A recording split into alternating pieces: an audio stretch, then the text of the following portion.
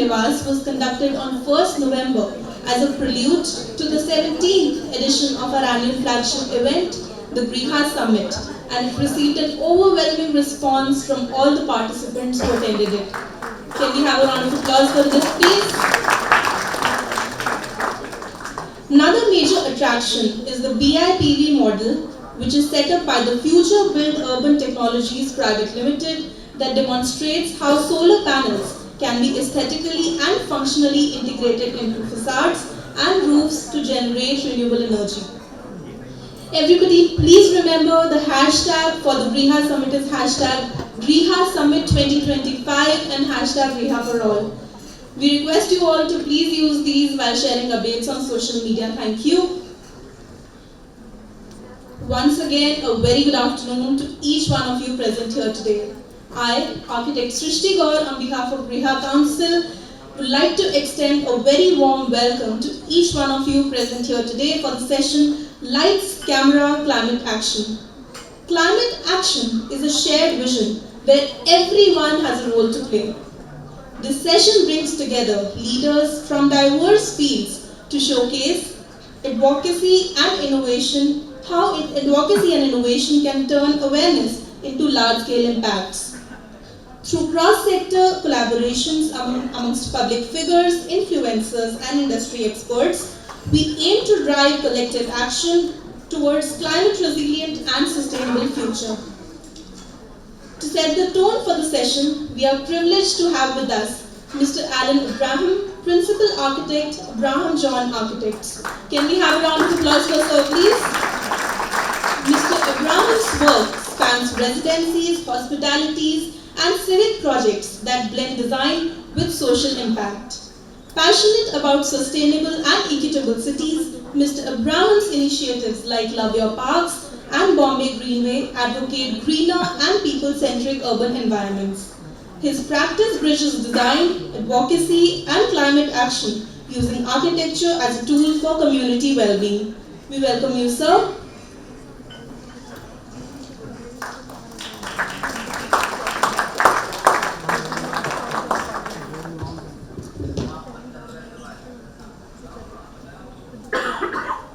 Thank you so much. Thank you, Priya, for having me over.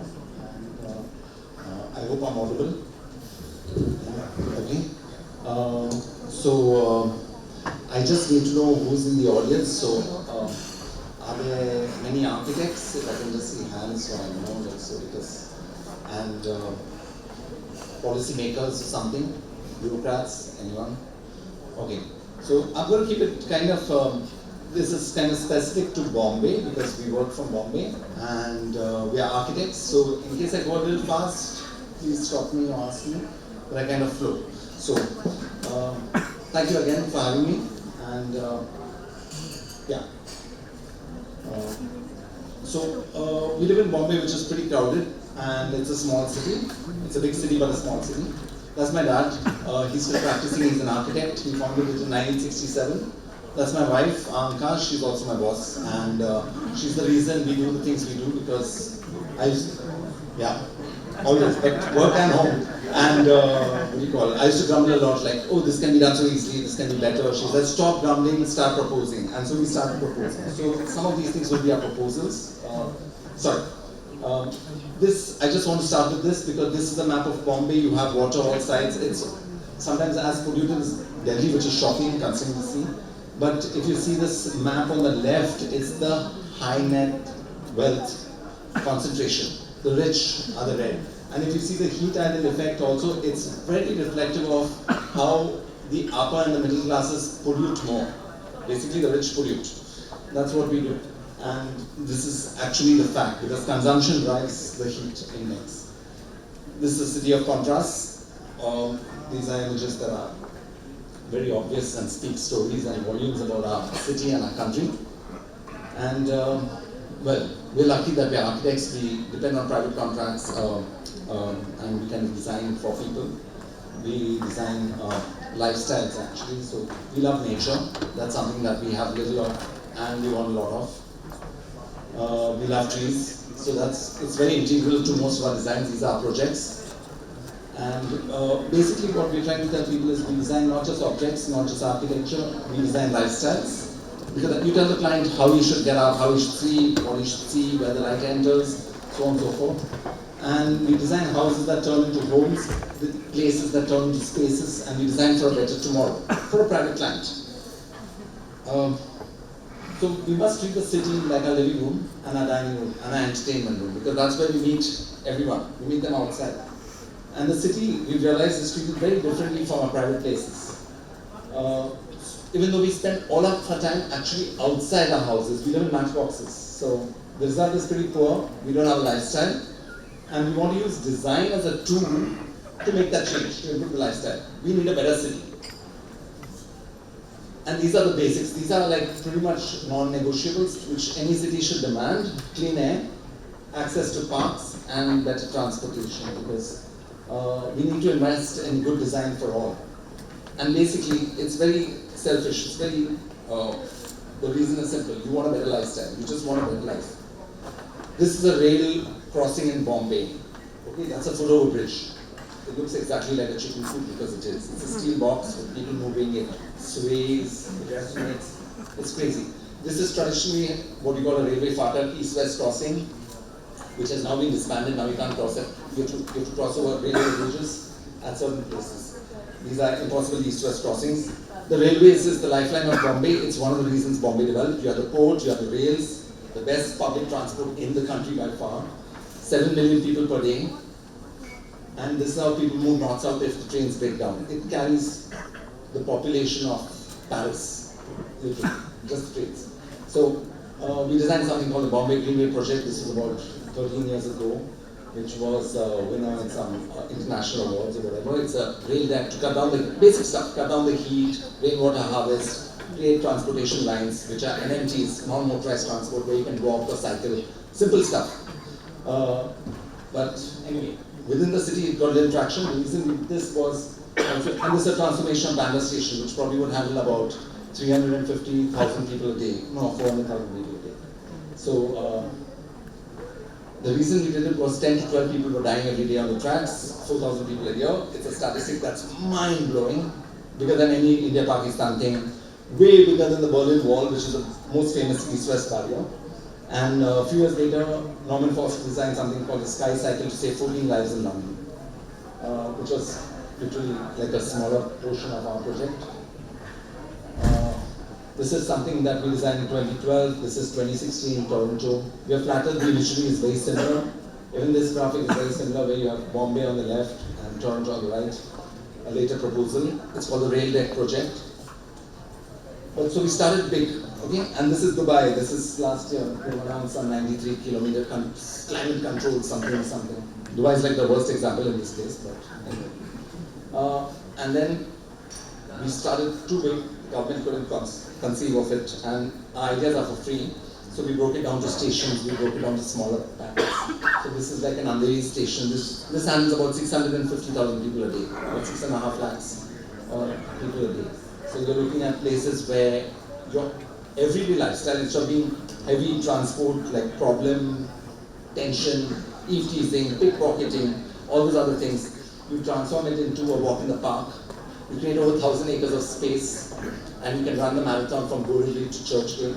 So you have a system called the Bombay Greenway, which allows east-west crossing at any point within the railway system, because Bombay is largely divided east-west by railway engineers who kind of like the Ratcliffe line divides India, Pakistan. It's the same thing, you know. It's like east-west. When you stay in Bombay, oh, Bandra West, Bandra East, Car West, Car East. It's like Andheri West, Andheri East. It's simple. So it's a proper crossing. And this is kind of creating urban spaces there. Now this might be a little difficult to understand in cities like Delhi or wherever, but in Bombay it is integral to the construct of the city, the railways. It's what keeps the city ticking. And then we went on to retrofitting public spaces, hopefully big changes through small interventions, smaller things, because this is easier at the local level. This is simple geometry. This is junction design. So these are several junctions in Bombay which we propose that, because if the person stops at the right place, then the person walking across the signal takes less time, and the signal turnover is better, and you have better safety standards. It's normal, it's simple, something that we have to push forward, because it's not that something that comes integrally into our design conscious citizens. This is outside Charlotte's House in Bandstand, where we have developed this garden. We took over the public road, fortunately we could, and we did this with the BMC, so we did it with the corporation. And then we build these steps so that they look towards the sea also, because there's a natural contour. Of course, they still stand and look at Charlotte, but that's different. So that's a space. So that's like one of our projects. This is that Carter Road, which we proposed, connecting the Carter Road Promenade to Joggers Park. Both BMC owned, BMC managed, but separated by a little private club. Still not happened. The simpler projects take time, huh? Car station, again, this is pedestrianization outside the station. The whole yellow area you see there is the pedestrian plaza that we've created. This has happened, a little different than our design, but it's happened. And it was earlier all road, because there's no concept of a footpath or anything else. This is at Bandra. This is one of the success stories where we designed what was supposed to be a DP, a development plan road, because they don't understand the contouring levels.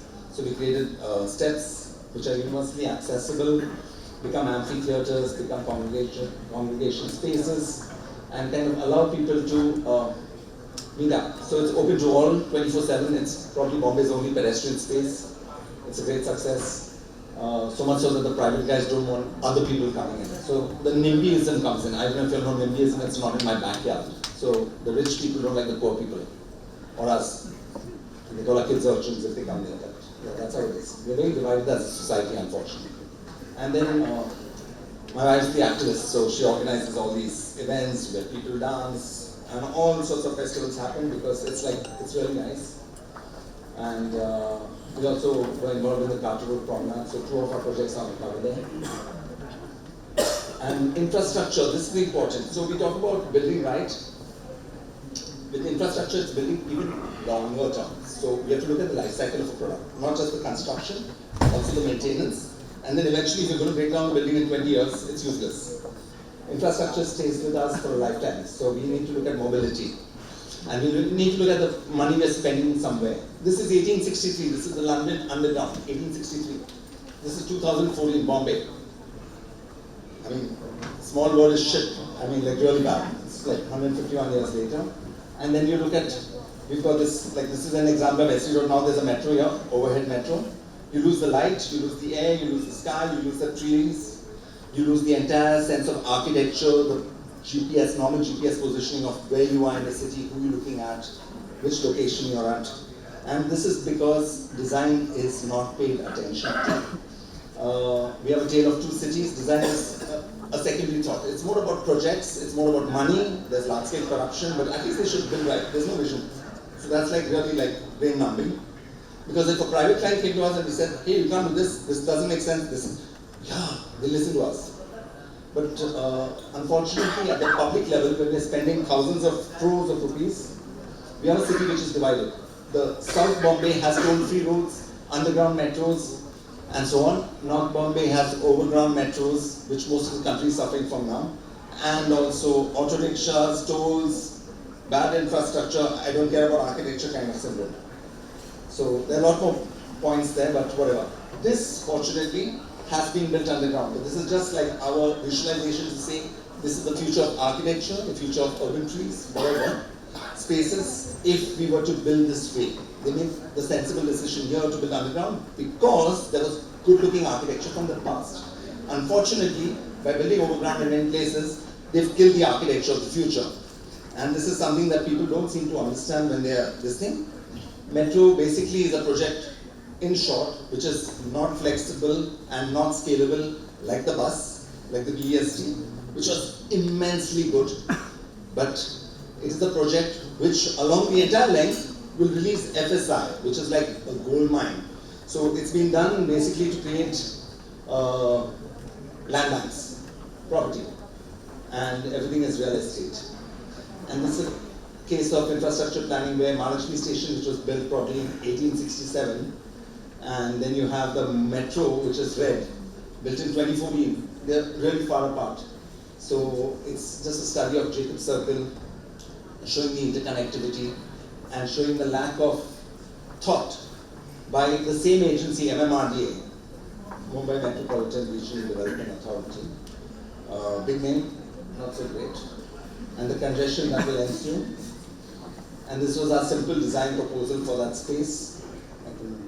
This time I can easily show the video. And this would be like one of the urban spaces which connects an underground metro designed by the same agency that designed the overhead monorail. So like there are two different elevation points away from the metro, away from the existing railway station. So we have this, and this is the current state of Mahalakshmi station, which comes down to that circle I was talking about. And this could easily be transformed by the construction of two roads which are missing into an urban space. And this is cheap to do. And this actually improves traffic. So you get a new city center and Mahalakshmi race course and all that stuff. So anyway, this is about connecting it to the sea and being a coastal city, enjoying a waterfront, so on and so forth. And this kind of expands beyond that point. The Satrasta thing was like a little circle dot in the center. East is the zoo, but here you can talk about walking from, say, if people know Bombay, from a Warren Road, Pedder Road, Nepal Road, up to a Worli, and also east to the zoo and to the waterfront without crossing any roads. So you can get 500 acres of continuous open space very easily through small tweaks in a city of our scale and density at low cost. If there is political will, bureaucratic will, and if there is some kind of vision. So we are still trying with all these things, and this is Bandra and connecting the coastline. This is the newly built coastal road. You will not see these images because they're not drone shots which show fancy roads in the sea which are totally useless. But this is actually what happens outside the race course where they've got this much space, and we told them shift the road in and make this left pedestrian. You have a disconnected coastal road. We did alter one of them during construction because they had two disconnects. So we got one small victory, the other still missing. This is what is infrastructure. So this is a land bank that's created. Total destruction of the sea, intertidal zones and all that stuff. At Warden Road, there's 380 meter reclamation for a road that needs to be 35 meters wide. It's ridiculous. And this is the new coastline. And I've just superimposed to scale New York Midtown, the blocks. And what you see as the yellow rectangle there is the Empire State Building. That's the physical 1:1 size. This is the future. It's a land bank. It's a real estate thing. It's the most expensive land in the country. It can be created. People say, no, it promises open spaces. They promise the same for a place called Bandra Reclamation, which Adani, you must have heard of Adani, now has land to. So that's like a 1:1. So you can get a sense of scale, bad idea. And this is another very dangerous concept which the citizens over here are pushing. They are pushing for a coastal forest, which is greenwashing, because it's equally dangerous. You have to understand when a proposal is there, it sounds good. Trees, we love trees. Who is it for? So these guys are the rich guys who objected to the reclamation because they wanted the sea outside their windows, and now they want a forest because they don't want these people coming outside their house. They prefer a forest which is isolated, which doesn't allow for you outsiders to come in front of their windows. So that's the push, but they push it with the green look. Like we like trees clean up the air, make it good, so on and so forth. So that's Malabar Hill Forest. You can see the kind of visitors. That's Marine Drive. Beautiful. A civic space. And this was, I actually went to the High Court once, so I got a PIL, which the court, unfortunately, I don't have much respect for the courts anymore after this, or before this, but anyway, especially after this. I waited for a year, they kept postponing it, and then they dismissed the case saying, the road is almost built, it's too late now. So this is what they planned, the road outside, and this is what they built, the road outside near the sea, and that's the reclamation with the so-called open space trap between land and road, which is future development. What we said is move the road in and get a great big waterfront out, like a real good public space, because you're not spending the money, you'll have done the reclamation, you'll have done the damage, do the right thing, you're still ticking off all the boxes. So then this is the question of having a coastal city, enjoying the waterfront, enjoying spaces. And it ties into a larger plan of a West Coast Greenway, East Coast Greenway, cycling tracks, walking, which are also modes of transport, long term, definitely more green. So the path forward. So we talk about inclusive, adaptable spaces for all. This is our Chief Minister, who says RA is not a forest, but then people who have power say this. People who are like pretty much powerless, like this lady, she planted an entire forest in the world. So that's the difference in people's personalities and what they can achieve. This guy can achieve far more, and I think he should. RA is not a forest, so on and so forth, they cut trees. So for people familiar with Bombay, RA forest, a part of it was cut to accommodate a metro yard. And apparently it could go nowhere else. This is our future. Left shows roads, right trees. This is when I was flying, I just shot this somewhere. And then we go into architecture, back into architecture. And then we like all these things because now we start missing them, so we'll start liking them and we'll start putting tree-like structures, biophilic architecture. These are not our works. I like them, they're not our works, but these are poor substitutes, you need the basics. Then this is great if you get this. And then you go into like trees in any form, and then you have these drone shots where you think roads are like amazing and whatever, but there's no usable space generally in that space. That's my daughter drawing a tree. That's actually what people like, and that's what people need, and it's really cheap. It's really affordable, it's there. This is one of my wife's events at, she has a thing called Love Your Parks, where she fights with the government. So our parks are shut in the day, because apparently the trees go to sleep. I don't know, I'm not sure. But they don't want people going to parks. And friends, educated people, rich people, they don't like homeless people in parks. They don't like them on the street. But they have a problem with anyone else using things. So this attitude must change, this governing nature kind of thing. But you can see under a single tree how many people can enjoy. That's a book reading thing. Back to our architecture, this is our stuff. Here, for example, in Goa, we just built around trees without cutting down any trees. We like that. And we've lost a lot of clients because of this, because they just want to build, and you try to say, hey, you don't need to build so much. Sometimes you will. And this was around coconut trees and stuff. This is another project where we built around mango trees and banyan trees and stuff. Again, without cutting down a single tree. Client gets upset, but then you have to manage. They still get their big house, whatever. But it's possible. It's all possible, but the benefit is when someone's paying you, they listen to you. That's a private client. The BMC does not pay us. We don't ask for money. They don't listen to us. So that's our work. Thank you very much. I hope that it's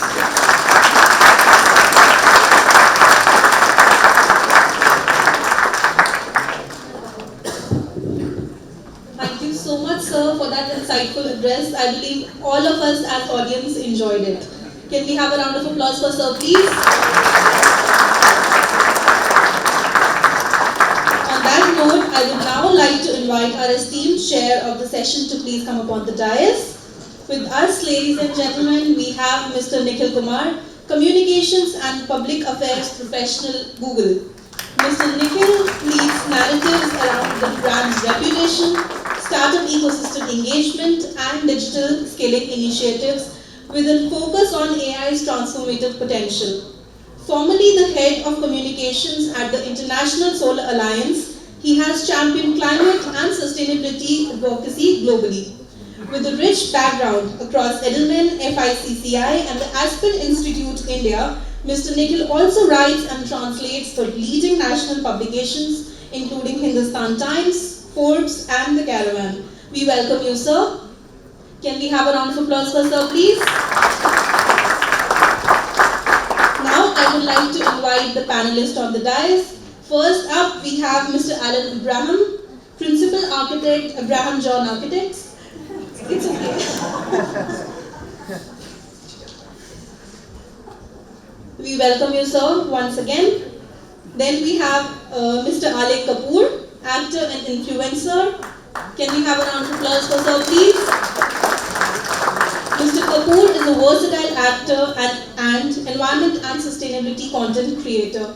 He combines the art of storytelling with a deep commitment to environmental sustainability in a very quirky and visually appealing manner. We welcome you, sir. Up next, we have architect Nayana Premnath, founder, The Green Circle. A round of applause for ma'am, please. Ms. Naina is a sustainability content creator and an entrepreneur who inspires individuals to begin their low-waste journey through engaging content on YouTube and Instagram. She shares relatable experiences and practical tips to make sustainable living accessible to all. We welcome you, ma'am. Next, we have Mr. Akash Ranison, climate change activist and founder, and co-director, Greener Earth Foundation. A round of applause, please. Mr. Ranison is a social entrepreneur and climate advocate with over 10 years of experience in climate science and sustainability. He has authored books, created climate art installations, and produced a documentary series to inspire action for the planet. We welcome you, sir. And ladies and gentlemen, we have architect Priyanka Arjun, principal architect Priyanka Arjun and Associates. A round of applause for ma'am, please. With over 19 years of experience, her work spans across resorts, homes, institutions, and mixed-use developments nationwide. Her design celebrates sustainability through local materials, passive techniques, and climate-responsive architecture. We welcome you, ma'am. Ladies and gentlemen, let's once again give a warm round of applause to welcome our guests to the dais. Thank you. Before we begin, I request the chair and the panelists to please come forward for a group photograph.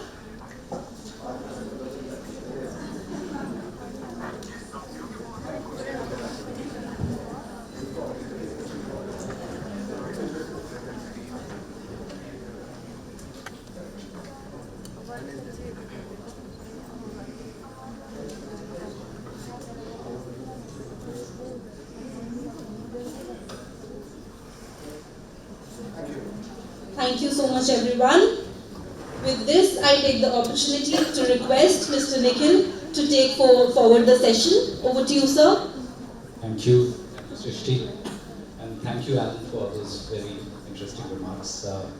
This session, as you have seen, is called Lights, Camera, and Climate Action. Sounds very cinematic, but the climate part makes it very serious, as the past 2 days perhaps has been at Kriya Summit. But what we will try in this session is to throw a different light on the subject and discuss how influence, design, creativity, and content can move climate action from talk to traction. You know, as COP30 opens in Berlin later this month, the picture, as I see it, is not very bright. The target that we had at Paris seems to have slipped already. The world is on the course of 2.5-degree warming, and as trades and tariffs increase, great advocates change their minds about whether climate should be put up front or whether health should come in. Anyway, the credibility gap has widened between the promises and what has been done. So what is in front of us is not whether technology exists or not, whether we can improve architecture, cities or not. I think the question we have is whether we can turn this knowledge into delivery, and which is why we have a very diverse panel here, architects and advocates and content creators, who sort of connect those ideas to people. They turn awareness into action.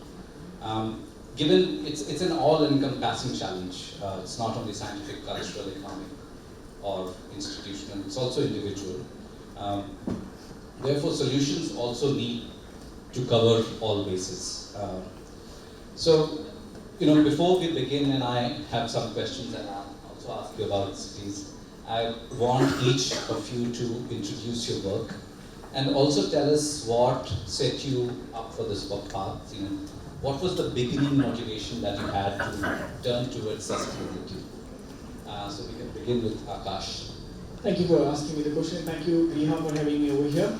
What is it that I do and what inspires me? I think I keep it very simple. I just enjoy my life. That's what I do. I enjoy nature, so I spend my time between nature, and whatever you love, you protect. That's how simple it is. That's how I decided I should be investing my time in a space called environmentalism. Not really that I did a degree or anything, it's just I love nature, so I protect. That's simple. And how do I do it? Whatever the skills I have, I try to put on them. So let's say I write books, or I make documentaries because I love being behind the camera, or I make art installation because I mean, everyone in childhood wanted to make art. It's just I'm still not out of my childhood and I have money to make the art, so I still do it. And sometimes I negotiate with organizations like Paris Peace Forum or UN Migration. Yeah, that's all I do for now. Taking the love part forward, I am an architect and I love being an architect. I love design. I'm working from the city of Udaipur, and the idea of sustainability came in a very subtle way with lifestyle. We were doing it all along, trying to save things, sometimes saving the trees, sometimes saving the materials, sometimes saving the money also. And then it seeped into the practice, and now we are doing it on a larger scale. So I think that initiated, the saving part initiated the sustainable idea into my practice. My dad's always practiced this, so it was more like following. So not very original thought, but the apple doesn't fall far from the tree.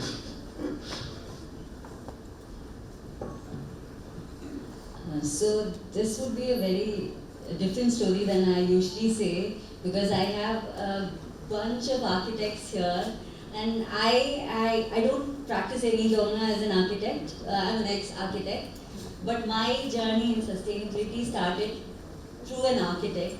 I'm sure a lot of you know about Laurie Baker. So I come from the land of Laurie Baker, from Trivandrum. So I grew up in a Baker model house. So when I was in school, when I was thinking of what to do, the only reason I thought about becoming an architect was because of Laurie Baker and because of sustainable architecture. Unfortunately for me, I passed out at a time when sustainable architecture was not very popular, and hence I didn't really get many opportunities in it, and so I slowly went out of the field. And over the time, I discovered that in spite of not having been able to go into sustainable architecture, but I still loved sustainability. I wanted to bring it forward, and that's how in 2018 or 2019, I started becoming a content creator for sustainability. I educate people through visual media. I believe videos are a great way of helping, teaching people on different things, small aspects of living, and I've been doing that since the last 6+ years now. So my sustainability started through Laurie Baker, but I think I'm hoping to continue that legacy of his through my own work. Hello everyone, I'm Alek. Thank you, Riha, for inviting me again. My story is that of connection, concern, action. I've always felt a strong connection to the environment. Even as a child, I remember I was on a school trip to Manali, and the guide asked that who will go and hug a tree if it's been cut. And I think I was one of the few boys who raised my hand. So for some unknown reason, that was good. Yeah. So, It starts now. sorry, that's an internal thing. But yeah, coming back to the story, so all of us have a connection. It's just that I sort of fostered that connection with nature and environment, and I started reading news about climate change and environmental issues way back in the early 2000s. Back then it was conspiracy theory on page 10, but I knew that something is wrong and something needs to be done. So because of that connection, that concern slightly grew stronger over the years. And then I realized, what can I do with the current set of skill sets that I have to do something for the environment. And I realized that talking about climate and environmental issues on social media is the best thing that I can do right now. So a couple of years I started doing that on social media and talk about climate and environmental issues, also sustainable structures. And yeah, so at least I'm satisfied that I'm doing what is in my capacity to do what I do. Thank you. This puts me to my second question, although I have not planned this, but Chipko Andolan and Laurie Baker and your talk about cities. I want to ask how we are thinking about cities now, in the sense, we see the air pollution around us. I was recently listening to a podcast where they were connecting how we live in cities to mental health because of the traffic situation and various other things. So I want to ask each of you, you come from Indore, which is supposedly the cleanest city. You are from Udaipur, which has the heritage angle and the modern angle, and you spoke about Bombay. So if you could, each of you, if you could let us know what you think is a kind of an ideal city, given also the fact that, 20, 30 years from now, most of the world will be urban and not rural. So what should it look like? If you have any thoughts.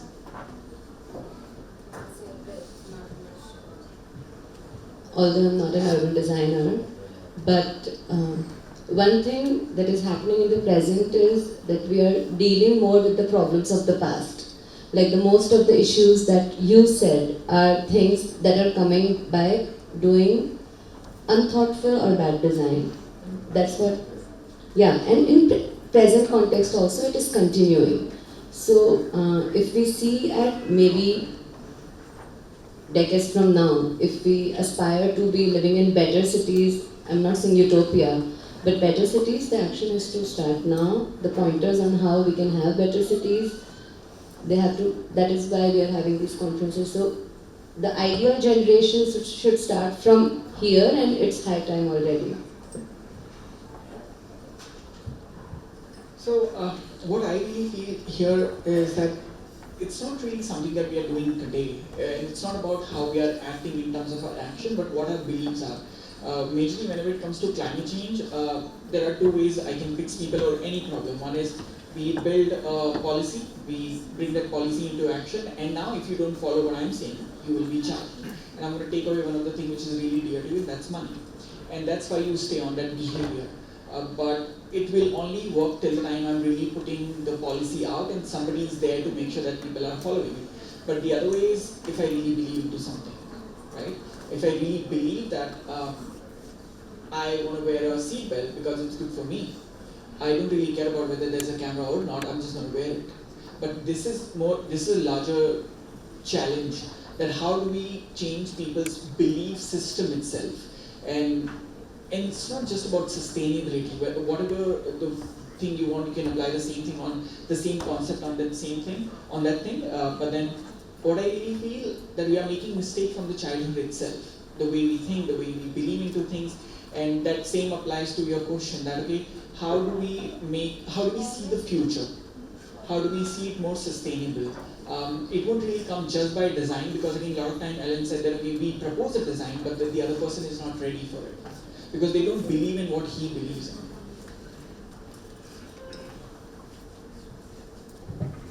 So I think Bombay could be the ideal city. I strongly believe in density, I believe in compact cities, and I believe that we should all have equal rights in a city with shared resources. The resources need to be fantastic. If you have fantastic public transport, you're not taking the car. If parking is expensive, you're not going to do it. If parking is not available, you're not going to have it. So you kind of build up on it because of the density, your distances are not too much, you create public transport, you take out the entire mobility thing, that's a huge, huge impact on the city. And furthermore, the density allows for less wastage in many other ways, especially because a lot of Indian cities are going to be very populated. I think the more sprawling the city, the more wasteful it is, definitely in terms of its impact upon our climate and our geography.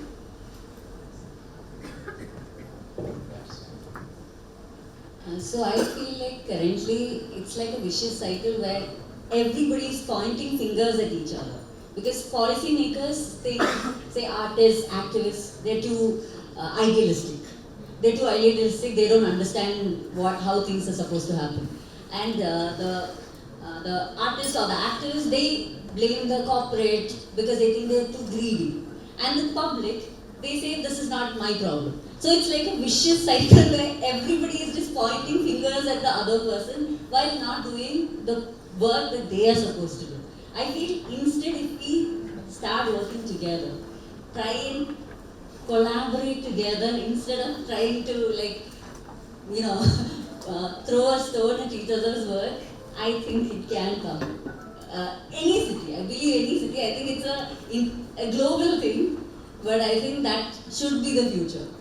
That's my next question. My I next question just is think how. we become too wasteful as a generation. We don't need so many personal cars. We don't. And in kind of way, I agree with Alan over there because when he said that you need more public spaces, you need public transport. What are cities for? Cities are basically where people congregate because it becomes easier for them to live together. Because out there in the jungle, we cannot survive alone, and we come and stay in a city because food is easily available, resources are easily available. But at the same time, if we try to look out for our own luxuries, then that is going to sort of eat into the city. And so that's why I think we're just becoming too wasteful as a civilization only. That everyone doesn't need cars. We don't really need a lot of the things that we do. So it's sort of, again, we collaborate and we sort of live more as a community rather than individual families or people. That will be make for a stronger city. Right, and so my next question is actually how? How do you, given you come from different walks of life, you're perhaps doing content and you talk to people, then build stories and talk about them. So how do you collaborate with problematic clients or,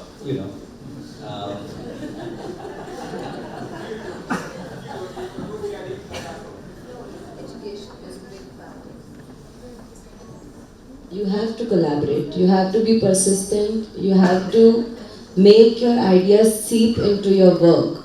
Even if the client is reluctant, they will not understand. There are clients who don't open the windows. They will not draw the curtains for natural light. They'll switch on the light, they'll have the AC. Okay, have a glass block slit so they don't have to open the switch during the day. Bring the courtyards in. It's when you make people live with nature, you bring that element into their lives, then they start to feel the change. Then they advocate for it. So, if you are influencing something, you have to be persistent.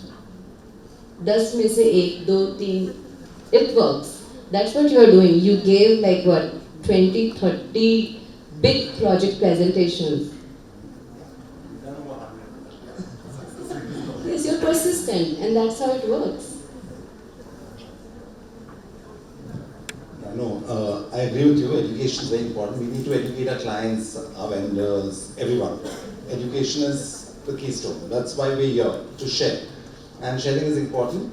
At the same time, persistence happens also because now you have no other path. You've stuck to one, you believe in it, and now having seen examples that work all across the world, I believe in it further. Like Paris is moving in the right way, London's moving in the right way. New York put in congestion tax, and I happened to be there that weekend, and you could find parking anywhere in Manhattan. It was amazing, $9. We had lunch in one place, and the waiter was complaining about how he could not get his car into the city. So you can see that if you give that, it's called induced traffic, right? You build more roads, you're going to have more cars. That's it. You're going to have more traffic as a result. And what happens when you have cars? You need more parking. And a city like Las Vegas, 1/3 of the city is parking. It's ridiculous. We have examples to learn from. We should learn. How do we bring people together to collaborate? On a larger scale, if I really see what we are trying to do in COPS, policy helps there, right? For example, if my government currently is giving more benefits to somebody who's working in the crude oil space versus not really the similar kind of support which is needed for green energies, which can be solar or wind or anything, we need to offer that support to them, because if you really look back in the history, time when we really started digging out the crude oil, at that point of time, so much support was given to the industry, right? From big investors to the government, and that's how they could build it sustainable. That's how they are surviving today. Not really that they did on their own. And today, when we are trying to bring back electric cars, or we are trying to bring solar energy, the green side of energy. We have lobbies coming from crude oil, lobbying policymakers to not to accept the policy which can really help green energy, or any kind of work we talk about green energy, not only the solar or wind, but let's say EVs or whatever we talk about, which is helping go green. Because in the end, when it comes to solar, you can't really package it and sell it. You can't put an MRP on it right away. Yeah, you can sell the instruments and then it's with them. Versus with crude oil, it's always packageable. You can really, I can give you a certain amount, I can charge you money then and there, and I can wait for you again to come back to me tomorrow or day after tomorrow. So that's a really successful model for businessmen to control some kind of commodity and then sell it to you. But where sustainability, that's the problem. They can't really make constant money. So the only way we can really help things go more sustainable is to first of all give the same kind of support at a time we gave it to the crude oil industry, and then sort of like give subsidies to people. We already have subsidies in India to a level when it comes to solar, but then still if you really see windmills, the whole industry is sort of like fighting constantly to keep on growing. There's no support for wind as much as we have for solar. Thank you. Do you have any additions to add? So I think in India, to make anything work, I do like how Akash said earlier, fines are a great way to make policies stick.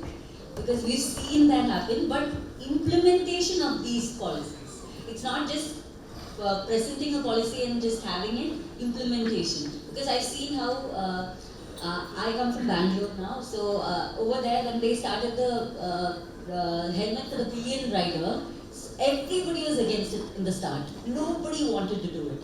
But the moment they were starting to charge them 500,000 rupees per time, that is when now you will see there are still people who will not wear it, but that is very minuscule. And recently, if I'm not wrong, the Karnataka government was trying to put a fine on, I don't think it's implemented yet, but it's an idea where they're trying to put a fine on single riders in cars to be fined because in the main area, because Bangalore is known for its traffic. So that was I thought it was a great idea because I actually calculated in just a kilometer over 30, 40 cars, big cars, small cars, all with just one rider. And this takes up so much of that traffic. So they are trying to fine them. But if those things are implemented, I think this is one of the ways in which hopefully we can see mindset changes in people. Because once you realize that you have to actually pay not a petty amount, but a significant amount, then slowly it becomes a part of your habit. Now I see a lot of people, everybody has two helmets in their bikes. Not just one, they have two. Even if they don't have a pillion with them, they will have to because it's become a habit. I think policies and implementation of this can make habits become a part of our life. Okay, so what I'm hearing is education, awareness, policy and implementation. I've been hearing this for the last 15 years. But you are creating content as you are, which is about awareness creation. So tell me, what's the recent trend? Are people posting something about clean air, climate, etc. as virtue signaling, or are they really taking that action or pushing their people, their government towards certain actions? So what I'm actually asking is your content making a difference? Is making a difference? What do you think? I do believe it is making a huge impact because I have seen people who never heard of, so I am somebody who believes that show what you want the others to do. So I have a car at home. So I have a car only because we have a dog and we like traveling with her. So otherwise both me and my husband, we rarely take the car. I have a car and a scooter at home, but I always choose the metro. Always choose the metro, both of us. And whenever I do that, I always post about it. And I say I am a privileged woman with a car and a two-wheeler at home, and I'm still choosing the metro, and I show them how much money I'm saving, how much time I'm saving, because in Bangalore roads it takes a long time to get there. So I believe that when you show what you're doing, that slowly sort of becomes like, oh, if that is cool, maybe I should also, making it cool.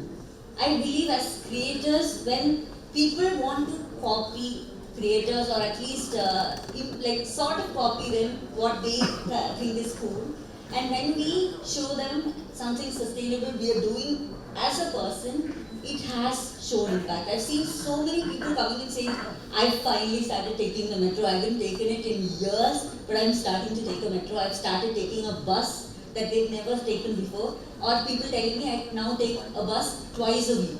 So I tell them, you don't have to go completely out there, which is going to be hard, but at least try taking it once or twice a week. And that has happened. So I think we do have a huge impact, but again, we have to share it as an example. I'll tell you why I think I'm making a difference. Is when I started talking about climate and environmental issues, my family didn't listen to me at that time. Even when I used to, because I'd been telling them the same thing since many years, and my mom said, no, we've been hearing about this since many years. Since I was in college, this news has been there. So it's fine, but you want to talk about it, you talk about it. And because my family didn't listen, so I thought, let's talk about it on social media, others might listen. But 2 years down the line, it turns out that my family has started listening, and they now want to talk about it to me, and get my ideas and see what I have to think about, what they are concerned about. So if I can see the difference in them, but I'm sure that there's a lot of difference being made outside also, and that is primarily through people connecting with me through comments and DMs and telling me that this is what we are doing and can you help us with that. So you do end up making a difference, and if you try and use social media for the right way. I totally feel that the content you post out, it does affect people. I mean, there are so many examples. We can just keep on going. Look at the movie stars. Why people just want to do this hand push? Where did they see it? Shahrukh never met them. And I think this guy might not be really doing this thing in reality. He just does it on the screen. And we do it. So, like, the content we create or the videos we post might not go to that many people as many the videos of Mr. Shahrukh Khan goes to. But we can see just even a video can create the impact. So, that thing is out now, whether it's creating impact or not, it is. Now it's about how many people are you able to reach, and in what way are you communicating the message, right? Alec has a different style to communicate messages. Naina has a different style to communicate messages. Naina's is very personal, like this is what I'm doing and I'm sharing it here with you. Alex is more about knowledge, that hey, I got to learn about something new, let me share it with you. You might want to use it in your life, it's not right now usable to me, but you might want to do it. Or sometimes he's sharing about new innovations. So I totally feel the change is coming out there, and we should just keep on going. It's about, let's say, it's a screen time, right? Coca-Cola is playing an ad. I can buy, if I have money, I can buy the ad space and I can play my message over there. Whosoever plays this more will get fixated into the consumer's mind. Hammering. That's it. Thank you. So let's move towards your work and your experiences. Let me start with Alec. You've also done films. I read a lot of fiction, and recently Amitabh Ghosh has been advocating that there's not a lot of fiction which talks about climate change. I have seen documentaries on climate change, but I have not seen mainstream films handling this issue in any way, apart from, maybe a few films, very, very few. So, do you see any traction in the film world, whether here or outside, for this issue? Because, Here the only traction I'm seeing is about werewolves and vampires. But, but I'm sorry to say that as far as I know, there hasn't been any traction in Bollywood yet. I do know that there are a few individual players who are personally interested in talking about sustainability, but it only is up to those people they're not really flagging off some projects in that sphere as of yet. And anyway, even if there are scripts, people know that these scripts might not get them the amount of earnings that they usually look out for. So it's not the ideal scenario right now in terms of Bollywood, but Hollywood, yes, there is a lot of content being made out there. There was a movie that came out 2 years ago, I forgot the name, and Leonardo in it. The only thing is that people are more educated and people are concerned. Also because it's a different society over there, it's a more developed country. Europe being a developed continent, their realities are different. The realities we face in India are different, and that's why it's different over here. Naina, we were talking earlier, and you said that you recycle. You have not bought a new clothes in 6 years. Can you tell us more about that? So I have been thrifting since a decade now, and by thrifting it means buying second hand, and I do not mean Sarojini market rejects or anything. I mean genuine second hand which somebody else has used and I reuse it. So I've been thrifting for almost 10 years, and I haven't bought a first hand clothing item in the last 6+ years. And I feel this is a way for me to share as an example and make thrifting cool, because we have the culture of hand-me-downs. In India, we have the hand-me-down culture, but it's usually always within a circle of family or friends. When it comes to strangers, the word used, it's dirty. That's the mindset that Indians generally have. We don't realize that when we go to a mall and try on a clothing item and buy it and bring it, we don't know how many people have probably worn it before us. It's not been cleaned, it's not been washed. We have just brought it home. What do? We just wash it and reuse it. But that is the same thing with any other second-hand product too. So I have been trying the most to try and make thrifting a more cool thing to do today. And even not just my clothing, I have been thrifting my home products also. My house is almost 80% thrifted. My phone is thrifted, my watch, I don't have it now, my watch is thrifted, my furniture, my electronics, my kitchen items, even decor pieces at home I've thrifted. And because I was so selfish that I wanted to thrift more and more, I even started thrifting groups in Bangalore. So I have over 2,000 members in WhatsApp groups in Bangalore, which we realized that communities have only 2,000 limit. We just realized that because we hit that 2,000 mark, and now we're scrambling to make a second community. So I believe that each of us have the power, and when we selfishly want something to be done, just do it. Go on, do it, even if you don't have a lot of reach or anything. Do it in your circle. Start doing it for yourself because you want to make it easier for yourself. Start doing it, and I think it will just be like a wildfire. Like I said, when I started the Bangalore one, it was just a small number of people. Today there are over 2,000. We have probably 2,100 or 200 now.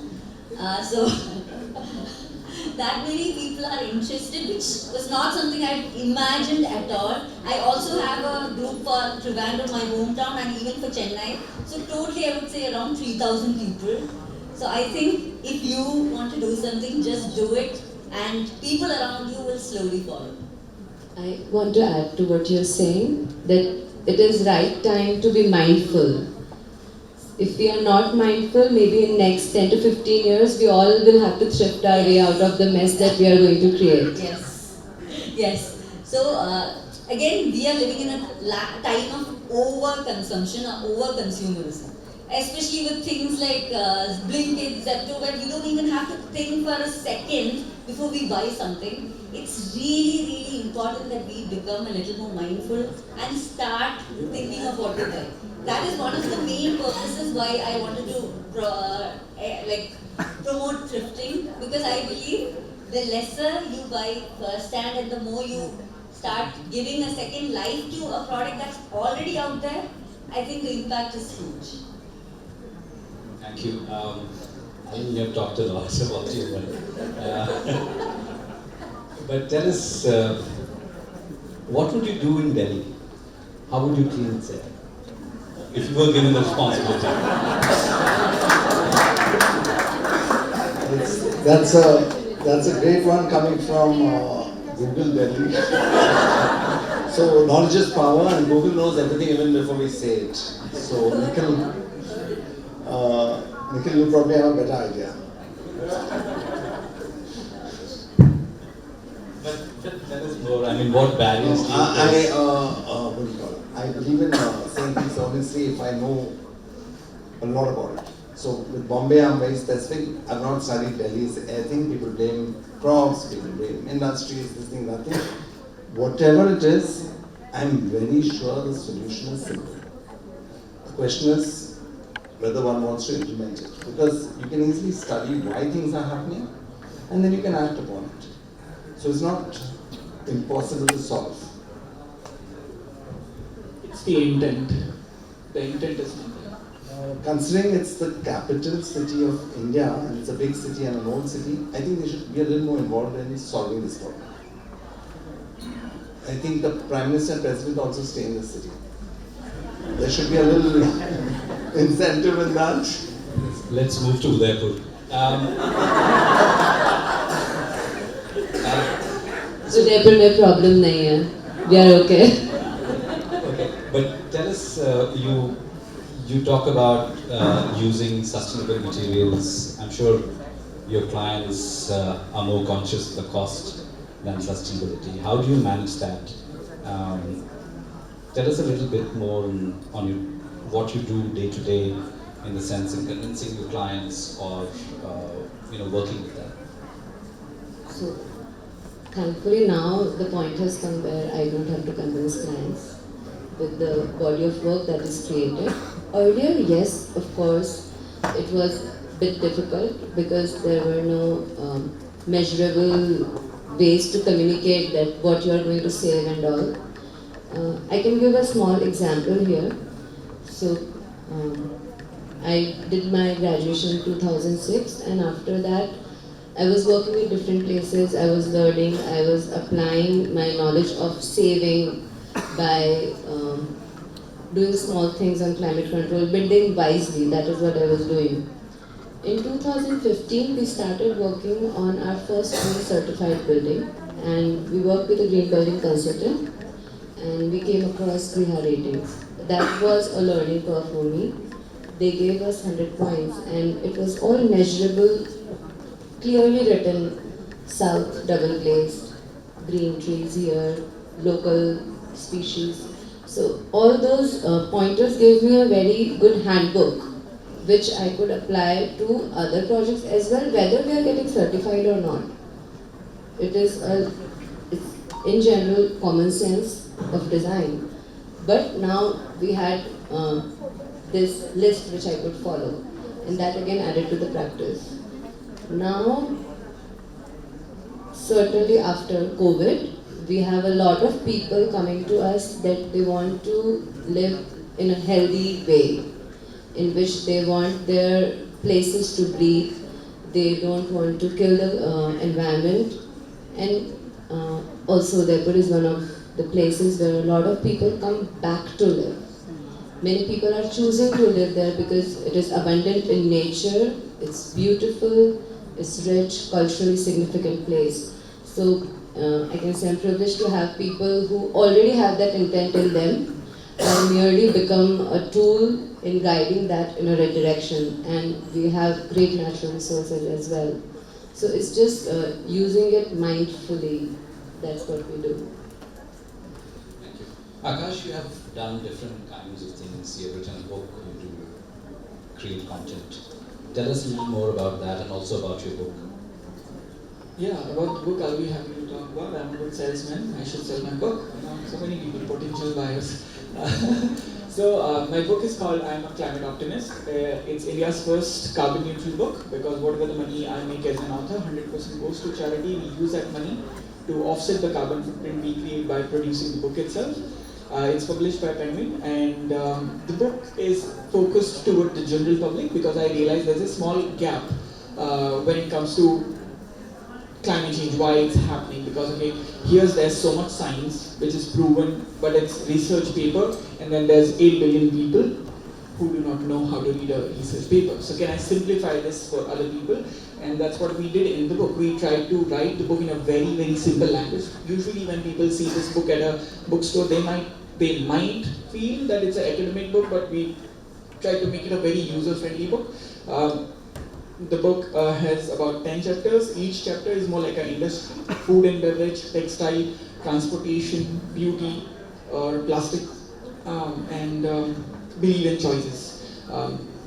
So the idea was that it's become easier for you. So let's say somebody who's here, people might be interested into buildings, right? So there's a specific section or a chapter for that. You can engage more into it. You might say that I'm not really big in fashion, so reading the chapter of fashion isn't really that much of use to me, or I eat food as a necessity, but I'm not really a big fan of cooking a lot of food or digging deep into the subject. So then you may just read the chapter on a surface level, or if you want, you can just read throughout the book. But I will try to divide it into different sections, and then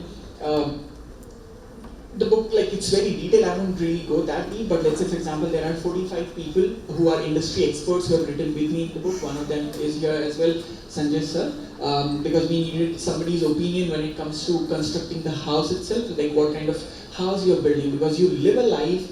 I think you said it, right, that we don't build houses, we build a lifestyle. Yeah, that's the same thought I headed over there, that once you're done making your house, how much change can you really bring? But if you really make the house the right way, your whole life is simple over there. If you have thought about it, your light, your heat, your electricity, you're already done so much then and there. But then once your home is ready, then it's really difficult how you're going to go about it. So that way, and then in the book we have listed over 100 plus startups from India who are building some of the other alternative which people may use. So let's say if I'm talking about food, that's an easy one. So if I'm talking about food chapter, in the end we have a resource section, because somebody might say, okay, I'm done reading the chapter, I'm really inspired, now what do?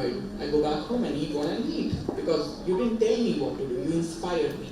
But once you're done reading the chapter, the first section comes is 5 books you may want to read on specifically food and sustainability, if you are interested more in food.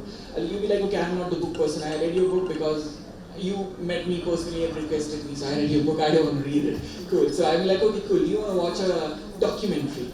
I'm more of a documentary guy, but you will like documentaries long. I mean, you want to watch a TED talk, it's 18 minutes. You will like, I don't want to watch anything, I just want to act. So I'm like, okay, cool. Here are 5 influencers who are specifically talking about food and sustainability. You can follow them. You be like, no, I don't want to learn. I want to act. I'm like, cool. Do you want to know where to buy ingredients from? Here are the shops. You can buy right there. You be like, I don't want to buy ingredient. But dairy. Here you buy dairy. You be like, I don't want to buy ingredient. I just want to eat. I'm like, here are the cafes and restaurants going. So each chapter when you go, I take you to the point where you are ready to act, or you may choose not to act. Because I'm literally giving the link that go to abcd.com and you can order vegan food and eat and try. Similar to the way the Nana said, that she is not asking people to change their life upside down, just try it. You eat Mexican someday, you eat Thai someday, you eat Indian someday. Today, do you want to just try vegan? Don't become a vegan, just try the vegan food, that's it. So that's how the book goes. This is one chapter, and the same way we have like 10 chapters which try to simplify things for people with a lot of stories, like how my nanny was to give away clothes in exchange of a utensil, and then we use that utensil, and this lady who has taken the clothes would do something with this to keep it upcycling. Right? So yeah, that's the book. Thank you. Can we do some audience questions? Yeah? Can we first ask, since we have technology with us, and since Google knows everything, Nikhil, a few words of wisdom, please. You heard it for 15 years. That's the first thing you said. So now. We're just waiting. Let the audience ask their questions. They have come to know about your work.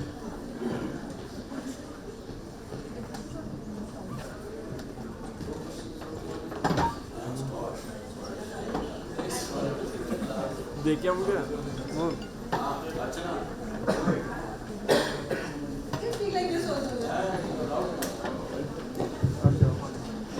Yeah, good evening everyone. I am architect Archana Khanna, an architect urban designer, now practicing for close to 25 years, apart from several other hats that I don.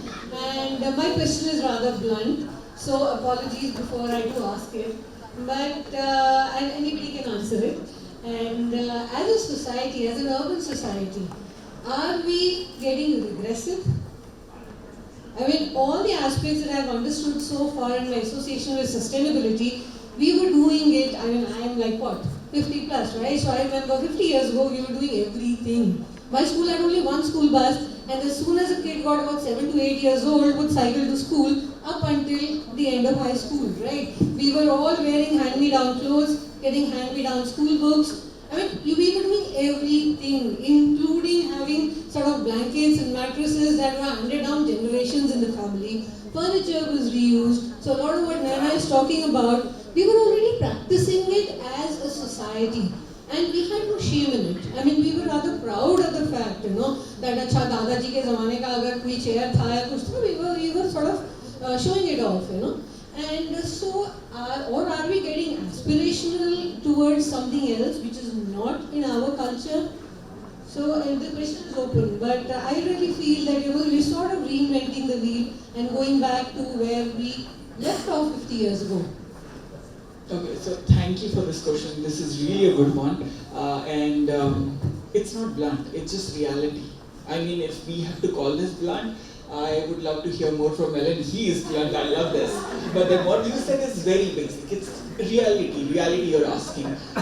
What I would say here is, this is a very deep question you're asking. You're not really asking me, why am I choosing XYZ material when the PQR material is far more sustainable? It's okay, a little more expensive, but still why am I going XYZ? It's far deeper than that. Let me break it down. Why do we wear fancy clothes? I want to look good because I'm not 100% happy with myself, hence I want to dress myself in a certain way that I feel good. That when people look at me, okay, so human need, we love appreciation. Everybody loves appreciation. In last few years, we have started talking about mental health. What do kids really love? Kids love when you appreciate them, right? If you want me to change, talk to me properly. If I'm not studying, okay, let me finish. Then yeah. Sure. As a little kid, I was super proud to wear my I'm not talking. No, hold on. No, you're taking it different. Is it a mindset? No. It's not the appreciation for clothes. Kids. Anybody in the world love appreciation, yes or no? How many people love appreciation? If you say no, I'm going to insult you if you don't say, right? So be sure. Cool. So it's a very basic human need. We love appreciation. We can establish it right here. Majority of the people love appreciation. As a human, I feel broken that I'm not good enough. Is it me only the one feeling? Most of the people inside, when we are talking to ourselves, we feel that we haven't done good enough. Or there might be some people who feel, no, I've done tremendous, or let's say perfect. The way I thought my life would be, it's right then and there. There are very few people. We all think that we can be better. We are seeking for more. And we are seeking appreciation and approval of the society. How do we get it? So I'm going to get more money. I'm going to look really fancy. I'm going to get an expensive car. And then those people who want the same thing, they will like me. Not because they like me, because I have money. So if they rub their shoulder with me, there might be a chance that I'm going to give them a deal, or I'm going to somehow give them the secret how you can also make money. So majority of the time when I'm buying new clothes, where is this cloth going? I'm literally taking a picture of this and putting it up on social media. What is social media for? Majority of the people who look at your stories don't even like the story or don't even comment on you. They are just looking at you and then they move on. So if you really understand, we as a society, humans, we are really broken.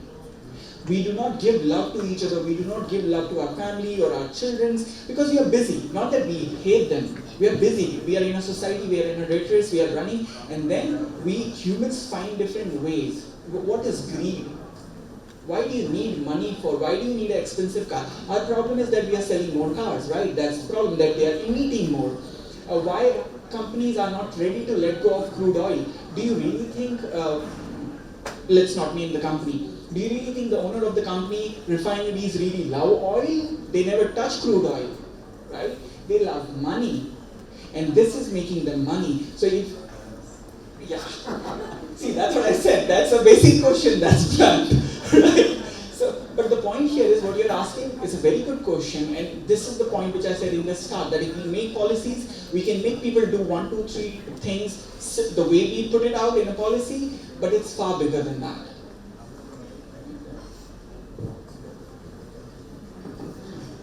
I would just like to add on to that. I would say also because today we have more options. There are too many options for us to choose. Because as a child, I remember I used to buy, say, for one festival, my birthday, and maybe one more event, I would have 3 new outfits the entire year. The entire year, but today I see so many buying new outfits every week or every month. I see people going to malls and just going in like, and I like it, I'll buy it. It's because I believe earlier we didn't have those options. We had fewer options. The more options we got, the more greedy we got.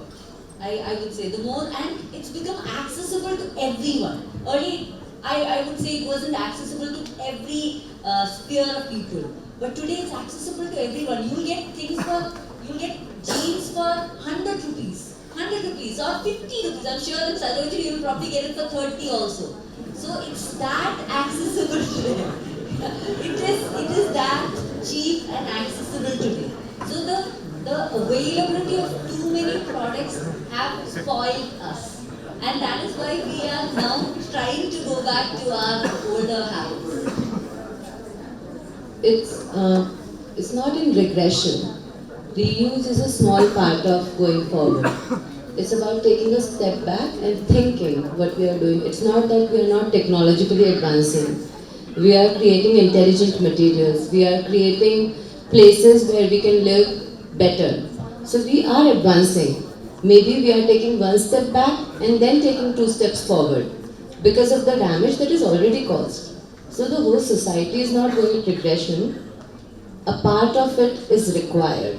But yes, there are bounds and leaps that we have to go, and that is why we all are together here with all different backgrounds, thinking from different perspectives towards the same goal. So yes, it is moving forward, but some steps have to go back, which cause the harm. So at some places we have to reuse, some places we have to remodel, some places we have to rethink, okay, if I'm doing something, is it going to create more harm than good? So that thinking is what the initiation is required. Yeah, but I also think it comes down to money. So this society of consumption, we're consuming more and more and more because it's driven by profit and motive and all. And then now the cycle is going to a different level where from consumers, we are becoming consumables by technology. And that is very interesting because that's also driven by money. So maybe you'd like to. We are not here to solve capitalism. Am I audible? Am I audible? Yeah. So Naina ji, my question is specifically from you and also the team. यहाँ पे whatever discussion I heard, there was a 2 point of view. एक system and process था, एक था कि public को direct आप influence कर सकते हो whether through coolness or whether through directly influencing their mind. So do you believe कि system and मतलब I was totally opposed to your view कि आप बोल रहे थे it's not a question, it's a feedback, and I want you to convince me कि आप जो कह रहे हो as an influencer आप कैसे मुझे convince कर सकते हो कि by making it appear cool you want to implement or you want to help people to be sustainable, and system is and process is something that you believe कि ये this is not so important but looking cool is more important than the system and process. Can looking cool be have a long impact or system and I believe in system and process, and I want you to help me कि कैसे आप coolness और some other substitute or shortcut से आप sustainability को implement कर सकते हो, because I am totally opposite to the view whatever you said. Okay, I'll just say, just using the word cool doesn't mean that anything like, I'll just say, who is the system? We are all the system. We are the ones who are creating the system. Who is everything made for? Like who are the ones paying money to get something? We are the ones that any corporation or any government is trying to take money out of. So when say, I'll say thrifting for an example. If we make thrifting, cool is just a word. You can make it say thrifting accessible, thrifting aspirational, thrifting something that is likable. These are all just words. Cool is just a word I use. It doesn't mean that when thrifting becomes cooler, I'll tell you how it can make changes. The more number of people stop, say, consuming from Myntra or all these brands which sell so many clothes very easily, the more people who stop buying, then they start noticing that their revenue is getting reduced. So they start thinking, okay, what are we doing that is not working? What do they want? What do we want? Am I audible? Yeah. But again, there is a cultural sentiment that is totally against thrifting.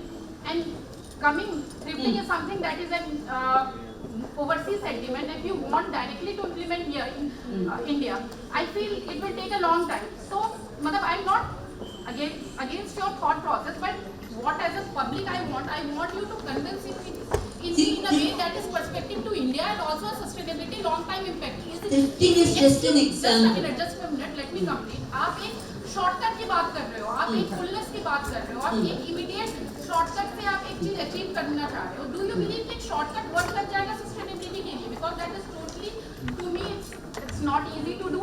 System and process. अगर आप as an influencer, as a content editor or whatsoever platform you are touching upon, as a public, as a sustainability professional, I want कि आपके जैसे content writer जो हैं, जो कि public को टच करते हैं, जो इन्फ्लुएंसर हैं, जो पब्लिक को टच करते हैं, they should look for a long term solution rather than going through an easy steps. Because easy step, no matter whatever way, whatever process you are running for, they won't create a long term impact. तो आप लोगों के लिए I just an feedback और मेरा request है कि whatever public you want to touch, come with a change, come with a solution that can have a long term impact. Easy solution से क्या होगा? हो सकता है public आपसे Thank you. influence होके Let's move on to the next question. Thank you. Is there another question? Yeah. I am architect Shelley, working for Grihar Council. Just one simple question to Sir Alan and Priyanka ma'am. Do you think that architecture is succumbing to the unnecessary demands of the client and the government? For example, what is happening in Delhi, we are talking about air pollution, etc. Sarojini Nagar, Kidwai Nagar, all of these are redeveloping and we are cutting down trees because we want a lot of parking area. So the entire area, trees are being cut down and basements are being laid. So do you think, because if I speak to any architect, they say that it is the demand of the client, if I don't take it up, somebody else will. Do you think architecture is succumbing to that?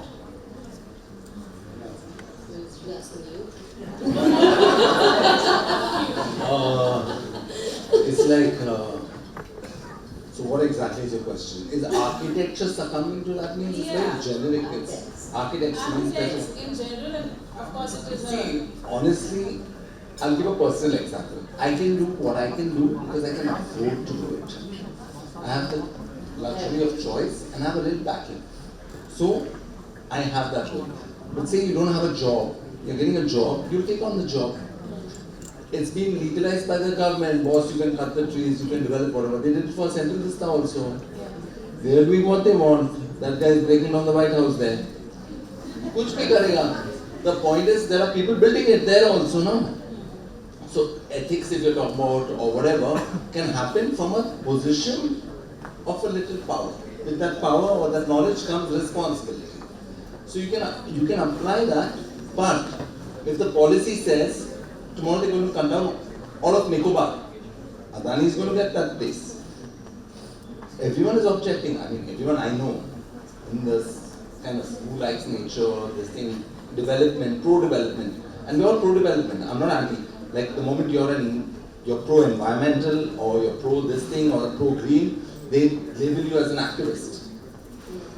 I'm an activist for a good lifestyle. Boss, you're spending 14,000 crores reclaiming the sea, which is a stupid idea. You're building a coastal road. You're having so-called open spaces, then design it better so we get the better outcome. That's this thing. So with this also, the ideal way is to change the policy because you cannot blame individuals for taking on jobs because that's how we are living, right? We are earning money. So I don't blame those architects. No. You cannot point out the professional who's working in the field and at the same time to be an activist at every moment. We will push boundaries as far as we can. What he can do is, he can probably change the design slightly, accommodate, but If the client wants so many square feet or whatever, he has to deliver, otherwise he's not a good architect, right? That's also applicable. Like fighting a very bigger vision, which was itself crooked in the first place. So you are like midgets. It becomes difficult. Thank you. I can say that Alan is not the bad man. The next session is about that. Thanks a lot. We can take other questions offline.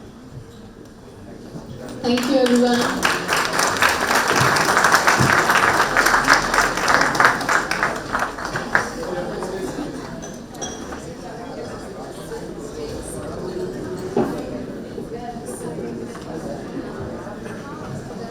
Thank you so much everyone for this engaging session, and it was really thought-provoking for all of us.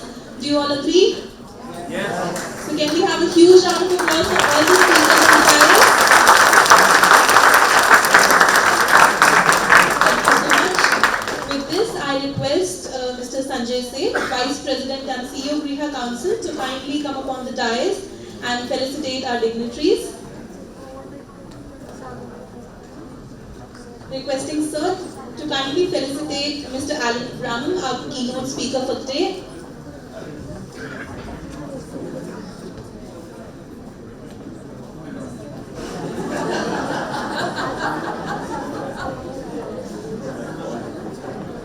Can we please have the claps going on?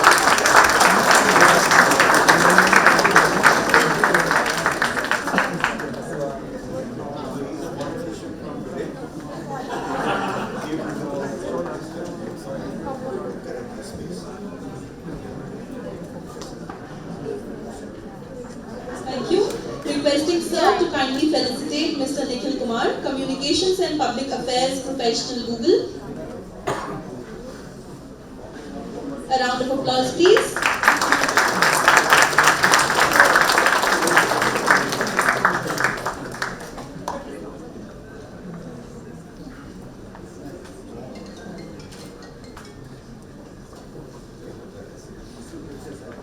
Thank you. Next we have Mr. Alek Kapoor, actor and influencer.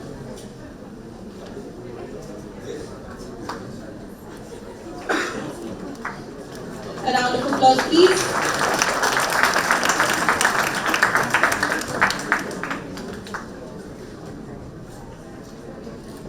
Architect Nayana Premnath, founder of the Green Circle.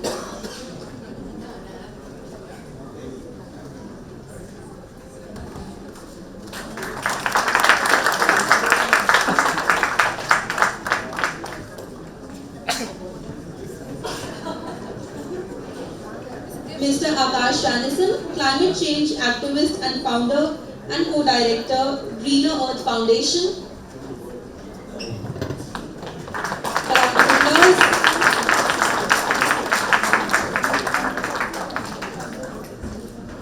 And architect Priyanka Arjun, principal architect Priyanka Arjun and Associates.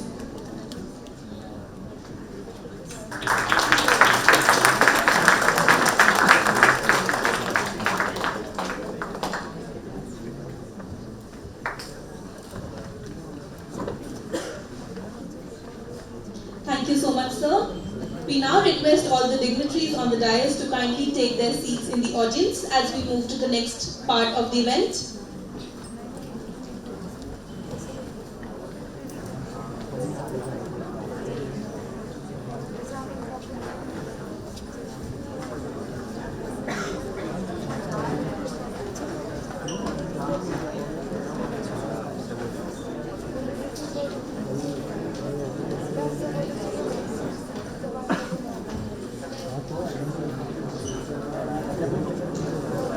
Moving to the next part of the event, felicitation of the winners for Griha Trophy.